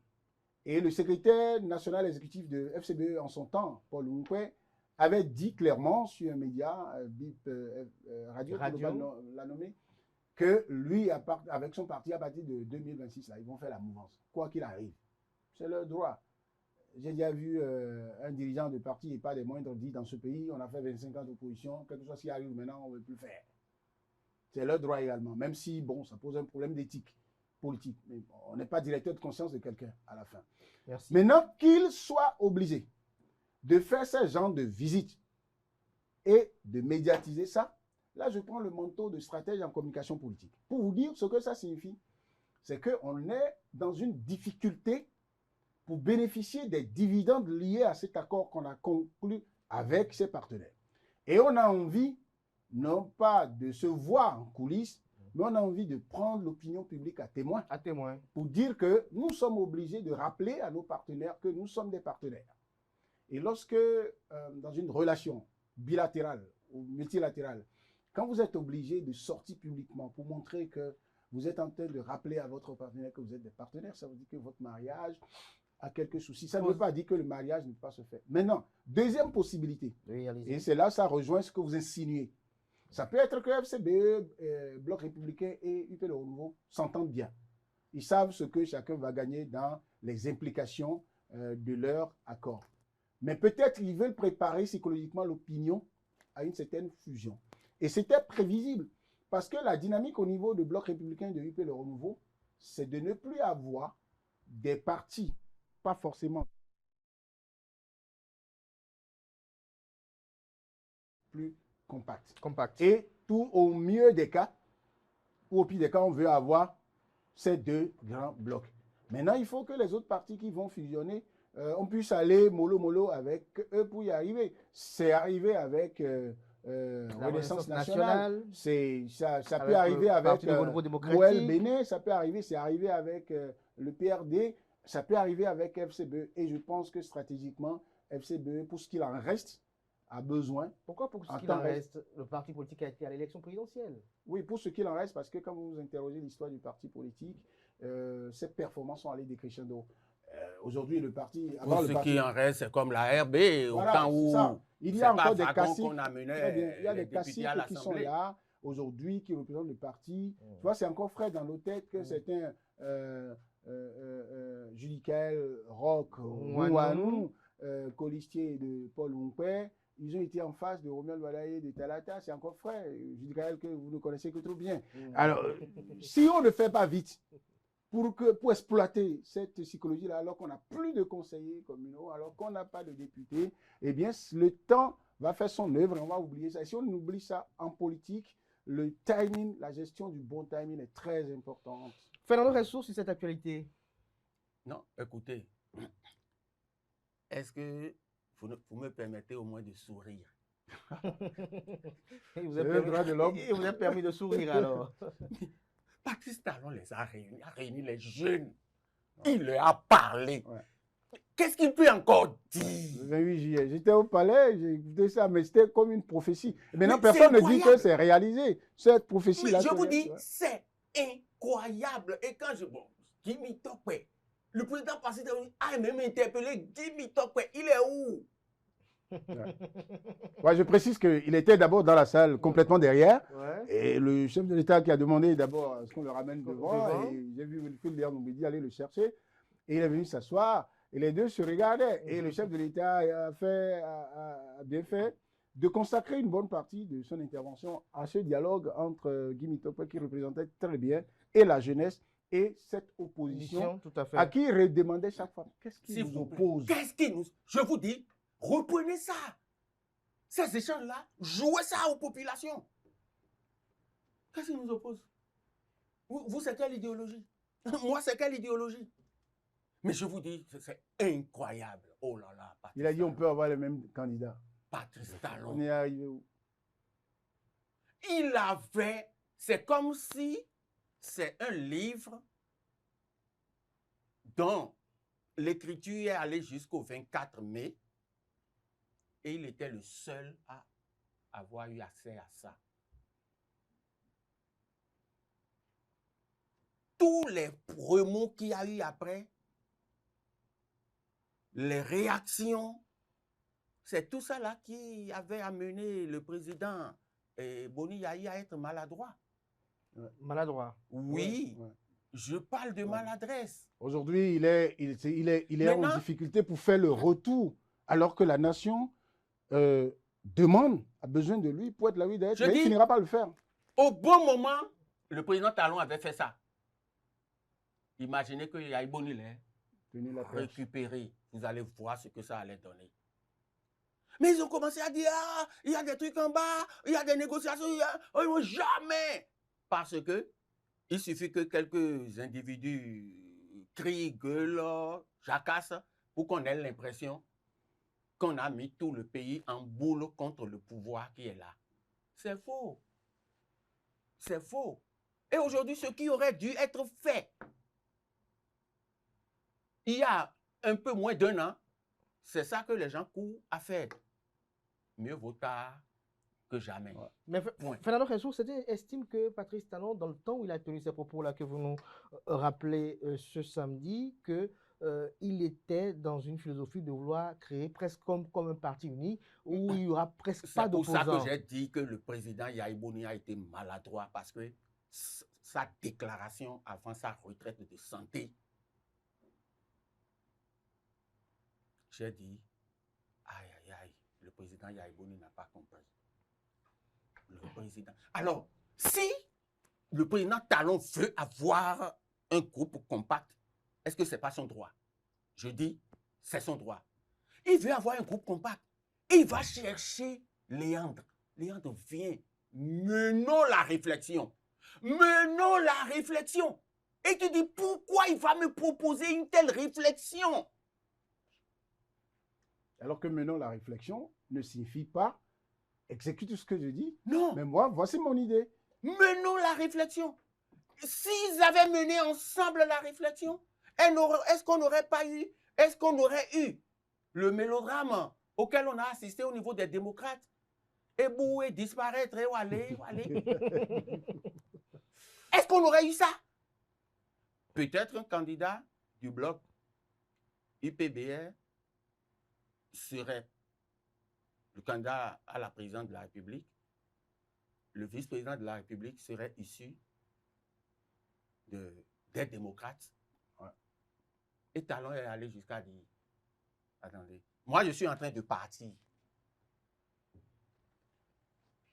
Les démocrates là, ils seront opposants de qui? Ils vont s'opposer à quoi? Puisque Talon partait. Mais c'est ça le problème. Du moment où Talon est parti, vous avez vu, au Niger, si Vélu n'a qu'à continuer de dire il y a des bases au Bénin, des bases étrangères au Bénin. Bases étrangères, vous savez ce qu'on appelle base militaire? Voyez-vous? Donc, restons patients, réfléchissons, et quand on a un point de mire l'avenir de toute une jeunesse, on met toujours de l'eau dans son vin. Mais j'avoue que ce n'est pas facile en l'absence d'engagement civique. C'est pas facile en l'absence d'engagement civique. Et avant de parler de ce procès de Hubert Danivoire qui refait surface, l'intervention de Fernando Ressoum m'amène quand même à poser une question. Lorsqu'on y voit de près, à son analyse, on a le ressenti de la concrétisation de cette prophétie de Patrice Talon où Romuald Wardani apparaît comme l'homme du consensus national en réalité. Oui, tout était savamment planifié. Et c'est très important, la planification, la stratégie, et même la stratégie avancée, qui vous conduit à aller vers votre cible. Vous savez, je ne sais pas si vous est arrivé de vous familiariser avec le fonctionnement du système sanitaire, par exemple. Quand les agents de santé vous disent qu'ils vont en stratégie avancée, c'est que la personne qui doit bénéficier de leurs soins, ils se déplacent pour aller dans son espace de vie, pour plus de proximité, plus de regard sur les conditions de vie et pour briser les blocages qui empêchent l'autre d'adhérer à ce qui va lui être fait.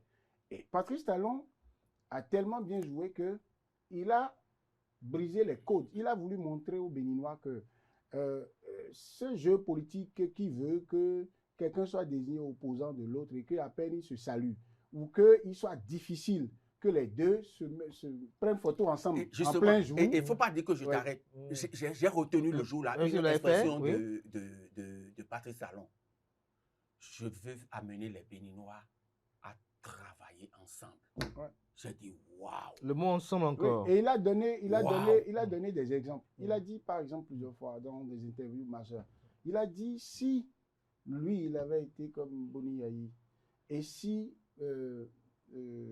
Monsieur Zinsou Lionel avait écouté Boni Yayi, que lui, Patrice Talon, n'aurait jamais bénéficié des compétences de Lionel Zinsou en tant que Béninois pour venir aider au développement du Bénin. Donc, l'idée de ceux qui veulent être va-t-en-guerre tout le temps, c'est que une fois que Lionel Zinsou a été candidat face à Patrice Talon et que Patrice Talon a gagné les élections, jusqu'à ce que Patrice Talon quitte le pouvoir, Lionel Zinsou doit le regarder comme un ennemi. Alors que Lionel Zinsou, c'est pas parce qu'il a échoué à une élection présidentielle que ce qu'il est de façon intrinsèque, qui va échouer à développer le Bénin. Le Bénin ne peut pas en bénéficier. Aujourd'hui, le Bénin continue d'en bénéficier.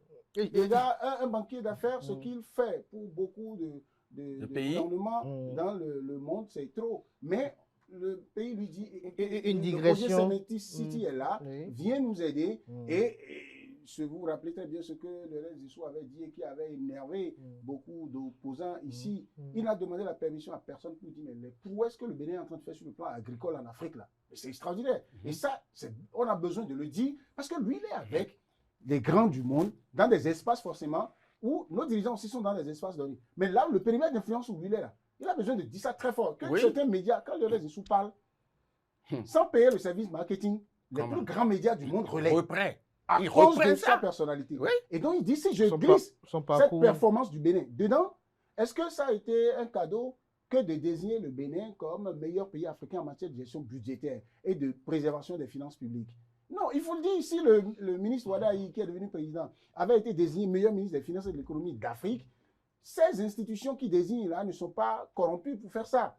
Maintenant, pourquoi vous ne voulez pas qu'on dise ça? Si, par exemple, les Béninois, ou qui se trouvent dans quelque formation politique où il se trouve, se rendent compte que ce qu'on peut mettre à l'actif d'un gouvernement qui est là est plus fort que son passif qu'on peut traiter, on peut améliorer. Oui. Pourquoi vous voulez qu'on dise on est opposant, on est opposant? Le schéma qu'il a dit, par exemple, tout à l'heure, qu'il y a un candidat de la majorité présidentielle, les partis de la mouvance, qui désigne le président, le titulaire du ticket, et que le vice-président sorte du parti Les Démocrates, par exemple, et qu'on aille à une élection. Vous savez que la constitution du Bénin n'empêche pas qu'il n'y ait qu'un seul duo pour aller à une élection. J'ai l'impression que beaucoup de Béninois sont tellement embarqués Mais est-ce dans... que c'est élégant? Non, non, s'il vous plaît. L'affaire, ce n'est pas d'abord de l'élégance. L'affaire, c'est de la légalité, la légitimité et de la pertinence. D'accord? Mais en sport, là, vous avez très bien joué, mais vous avez perdu. Ça signifie quoi? Au calcul, les organisateurs Vous rentrez. font quoi? Et ça me permet de faire Vous avez une perdu. digression Mais positive. c'est vrai, quand vous gagnez et que vous avez encore bien joué, Fernando oui, Ressou, ça permet tout de ce vous qui est dit améliorer. est quand même agréable à écouter, agréable à voir pour nos amis internautes qui nous suivent actuellement. Mais il y a une question sur laquelle beaucoup sont remplis d'espérance. C'est de savoir que fera Romuald Ouaddaï de ceux qui sont qualifiés par leurs sympathisants d'exilés ou de prisonniers politiques. Donc, vous savez, nous n'allons pas rentrer dans la tête de Romuald, mais ce dont je suis sûr, c'est qu'il s'agit d'une situation qui le préoccupe. Et c'est une situation qui préoccupe habituellement tous ceux qui prennent le pouvoir après un régime. Ce n'est pas nouveau. Et ne soyons pas surpris que dans les mois à venir, il y ait que les lignes bougent. Que des lignes bougent. Que les lignes bougent. Merci à vous. Mais on ne va pas lui mettre la pression. Laissons-le tranquille. Mm. Il est en train d'y travailler et vous allez voir. Est-ce que vous pensez que des lignes vont bouger avec la reprise du procès de Pierre Hubin dans Yvon? D'abord, par rapport à ça, personnellement, je suis agacé. Si j'étais de la famille de Danivon, chaque fois, c'est comme si on remuait le couteau dans la plaie. On parle de civisme. C'est encore le civisme. Quand des gens disent « j'ai endossé la responsabilité de l'assassinat de tel contre rémunération ». C'est-à-dire, pour qu'on en arrive là, c'est-à-dire tu acceptes d'aller en prison. Tu acceptes que tu as fait quelque chose, tu ne l'as pas fait. Au-delà d'aller en prison, tu acceptes qu'il soit retenu que de ta vie, tu as ôté la vie à une personne. Même si tu ressors de la prison, tu ne perds pas ce manteau-là. Je ne sais pas si...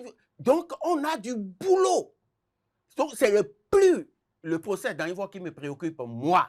Dès que j'ai appris ça, j'ai dit, la question de l'engagement civique est totale. Sur la même question, j'ai le cas très rapidement, avant qu'on parle de la Coupe du Monde pour conclure. Je souscris à l'idée que ça devient agaçant.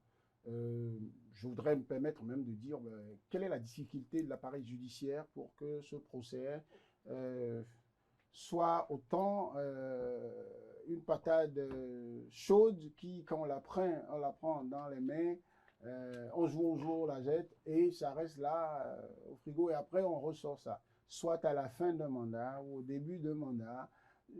Je veux espérer que les mêmes politiques qui semblent tourner autour de ça, parce que je ne dis pas qu'elles sont en train de tenir l'affaire, parce que l'appareil judiciaire est censé être crédité de bonne foi, et je le crédite de bonne foi et de compétence, à connaître de ce dossier, à en finir. Nous sommes dans une sociologie où quand vous perdez un parent, on a besoin de vous aider à faire votre deuil. On n'a pas besoin de vous rappeler tout ça. C'est pourquoi quand les anniversaires de décès arrivent, c'est plutôt qu'on travaille à rappeler les faits d'armes de celui qui est parti et non à continuer à nous donner l'impression que on veut encore chercher à savoir pourquoi votre parent est mort. On veut savoir s'il vit ou il ne vit pas. Si un enfant était né au moment où cette affaire est arrivée, aujourd'hui, il a quel âge? Je vous en prie, on va lui dire tout ça. Mais non, il y a quand même un intérêt à ce que le procès revienne et qu'on en finisse cette fois-ci pour de bon. C'est ça. C'est qu'il y a des gens qui sont en détention. Moi, j'ai connu un jeune, par exemple, à Moussou, le jeune militaire qui est traîné devant la justice, qui faisait la prison depuis 15 ans aussi. Oui. Je l'ai connu à Roulakodi, là. Je connais ses parents correctement. J'ai été surpris d'entendre son nom. Non, moi, je ne suis pas chargé de le culpabiliser ou de l'innocenter. Mais je dis, c'est pas normal qu'il soit en prison tout le temps. Et surtout, là, en détention préventive, c'est-à-dire n'est pas encore jugé. Le droit d'un prisonnier ou de quelqu'un qui a interpellé, c'est qu'on lui notifie. Et ça, le code pénal, là, c'est même dans les heures qui suivent. Vous lui notifiez les chefs d'accusation. Après, dans un délai raisonnable, vous lui faites un procès en mode et due forme et il sait à quoi s'en tenir. Quand quelqu'un est en train de purger une peine, il se sent plus à l'aise dans sa tête que s'il ne sait pas à quelle sauce il sera mangé. Donc maintenant, même celui qui a décidé de dire oui, c'est moi qui ai tué dans Yvon, après il dit ce n'est pas moi.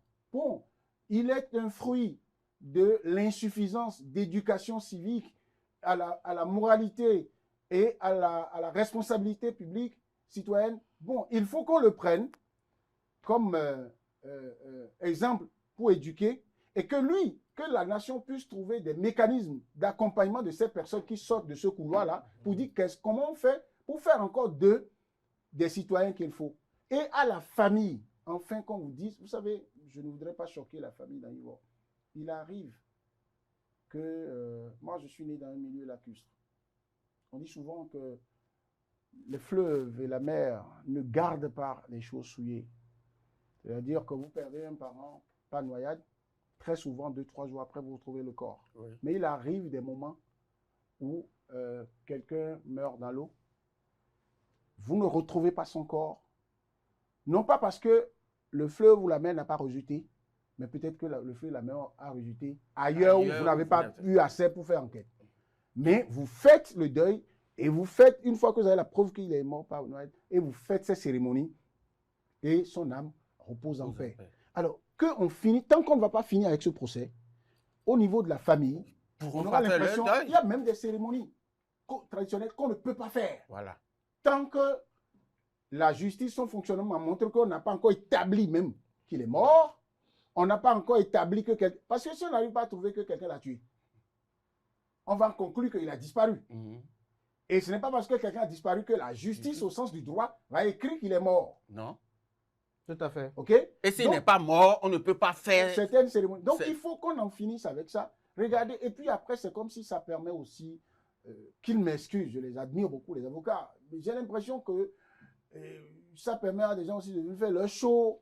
Et, non, c'est comme l'affaire de ICC Service dans ce pays. Des familles, des gens sont morts plein. On a tout le temps traîné. Des dirigeants se sont permis, par exemple, Yaïboni, de promettre des choses. Après, ça n'a pas été fait. On a fini par faire le procès. J'ai plus entendu des avocats qui se sont mis en vedette que de voir une population spoliée rentrer et ceux qui sont morts. Donc il fallait au moins ça a eu le Merci on a fini avec Julien Kitty, on aura compris vos ressentis et ça me permet de poser la dernière question à Fernando Jessou qui est reporter sportif. La Coupe du Monde, elle se déroule. Quelles sont vos appréciations sur cette Coupe du Monde-ci? Oh, mes appréciations sur cette Coupe du Monde, d'abord, je regrette que mon pays n'y soit pas. Je le regrette parce que... Votre pays a été à un doigt de faire le miracle. On était, bon, je vais dire à 2 doigts. Pour ne pas être trop prétentieux. Voilà, on était à 2 doigts d'y être. Et l'Afrique du Sud, qui nous a chippé la place, on était premier à un moment donné, hein, a très mal démarré. J'étais frustré. J'ai dit, ils nous ont pris la place pour faire ça.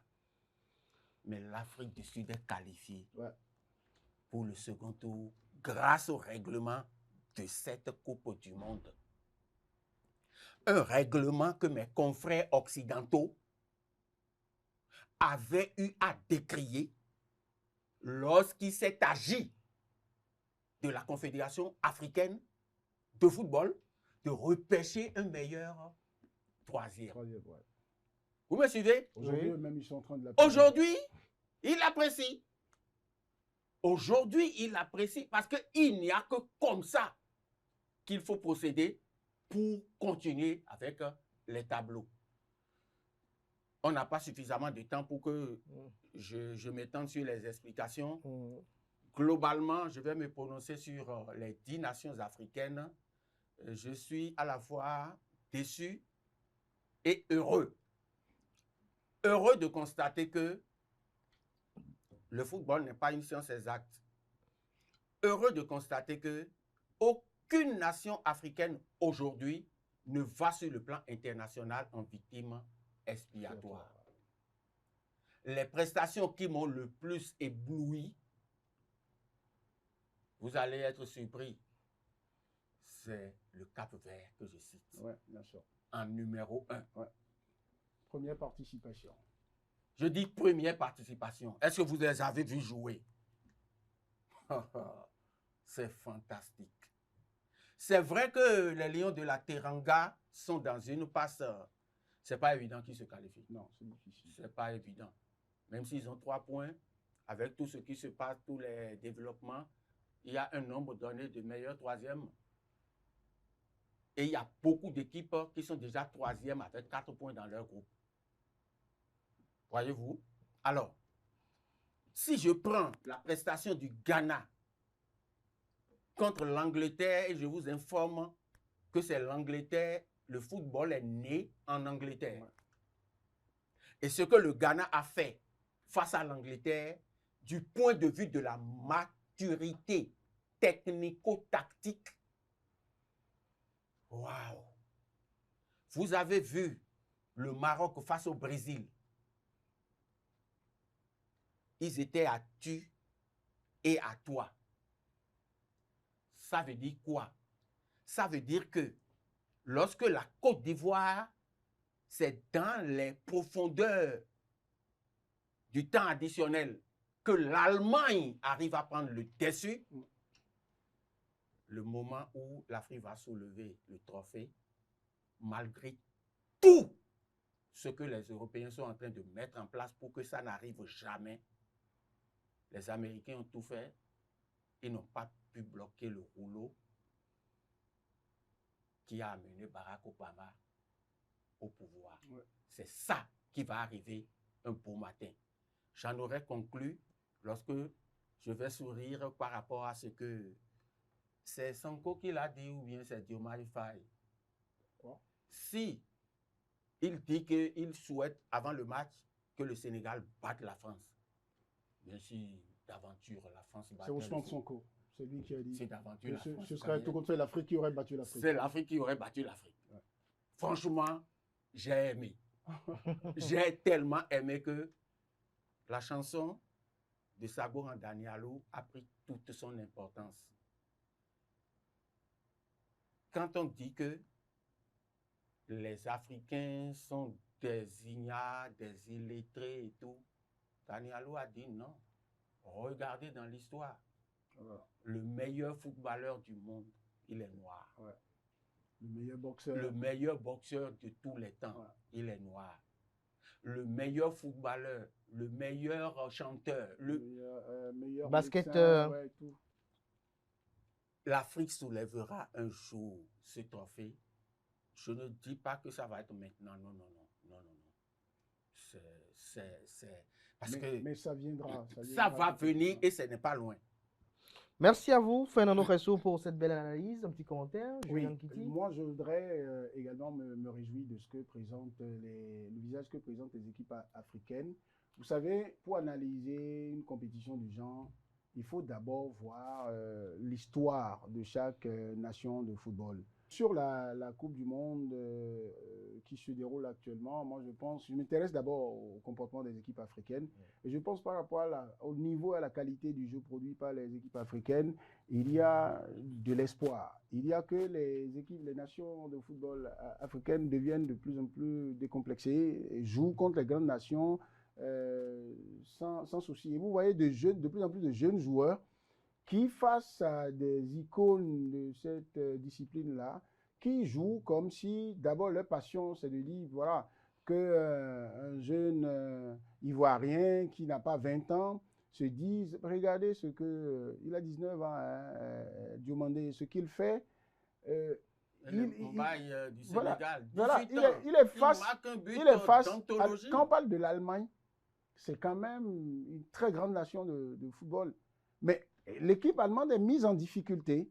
Maintenant, après, les gens sont trop focus sur l'occasion en or que Adingra a et qui ne marque pas pour tuer le jeu. Mais ça aussi, ça va venir. Adingra, où il est aujourd'hui, je parle d'un jeune joueur ivoirien, il se dit, ah donc c'est ça aussi le haut niveau. Absolument. Et c'est, comment il s'appelle, l'ancien capitaine du Cameroun, Rigobert Song, qui parlait du troisième poumon, hein, une compétition où tout le monde, ils ont joué les prolongations, même toutes les deux équipes étaient fatiguées.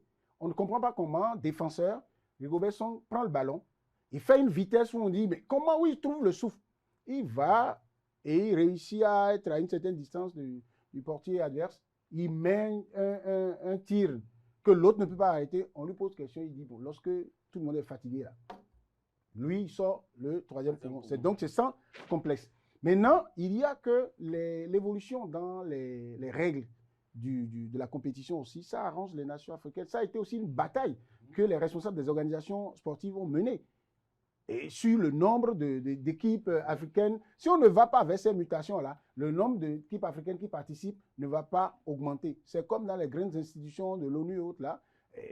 L'Afrique a des batailles à mener à tous ces niveaux-là. Et je souhaite vivement que, je crois, je ne sais pas si la Côte d'Ivoire a déjà réglé sa qualification pour le tour suivant. Je pense qu'il y a le dernier match. C'est réglé. Très bien. Alors, vous Avec avez... le doublé de Nicolas Pépé. Très bien. Ils sont pour la première fois en 16e de finale. Ce qui me fait mal, c'est le pays détenteur du titre africain, le Sénégal, qui est un peu en difficulté. Et parlant vous avez parlé du Cap-Vert, qui pour la première fois participe à la compétition. Non seulement ils jouent comme si ils étaient déjà habitués, mais ils ont un gardien de but qui vit une autre histoire de vie pour lui.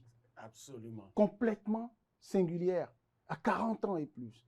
Il n'a pas eu la chance de faire les grandes compétitions, les grands clubs et tout ça. Personne. Mais son souhait de pauvre type qu'il était, le gars a fait de petits clubs au point où il va jusqu'à dire, les larmes aux yeux, qu'il n'a pas pu mobiliser les ressources pour trouver le visa à sa maman pour venir regarder. Mais il est venu. J'ai eu l'impression de voir Oliver Kahn en train de faire des merveilles. Ça veut dire que, comme il a dit là, quand vous êtes bien éduqué, quand vous êtes motivé, et quand vous avez le sens civique de la défense des couleurs nationales, vous démultipliez vos capacités. Le miracle qu'on nous apprend dans les églises, là, hein, c'est ces gens d'éducation qui devraient amener à ça. Parce que ce qui arrive à ce gardien de but, c'est comme si c'est Dieu qui intervient. Donc, il force la main au divin. Et c'est pourquoi le comité olympique actuellement est en pleine réflexion pour surfer sur l'engagement civique qui s'arrime au sport aujourd'hui, pour amener chacune de nos fédérations sportives à se doter d'une identité de jeu. Et quand on dit, ça c'est le handballeur béninois, c'est le footballeur béninois, c'est le lutteur béninois, la discipline, l'engagement, la ténacité, la pugnacité, le stoïcisme, l'excellence, le respect. On est encore dans un pays aujourd'hui où des joueurs sur qui on compte à quelques encablures de mise au vert, le joueur disparaît. Où on dit il est allé consommer ce qu'il ne doit pas consommer et tout. Et il dit aux gens, c'est sa vie à lui. Il est victime de la mauvaise éducation civique. Il ne sait pas qu'il joue pour une nation. Merci à vous, Jules-Léandre Kitty, pour ces belles analyses. Merci également à Fernando Ressou également pour ces beaux commentaires et belles analyses. Qui va prendre la route de... Merci à tout un chacun, chers amis internautes. C'était Info Hebdo de ce samedi. Merci pour l'attention, portez-vous bien. Et belle suite de programme sur Esaü TV.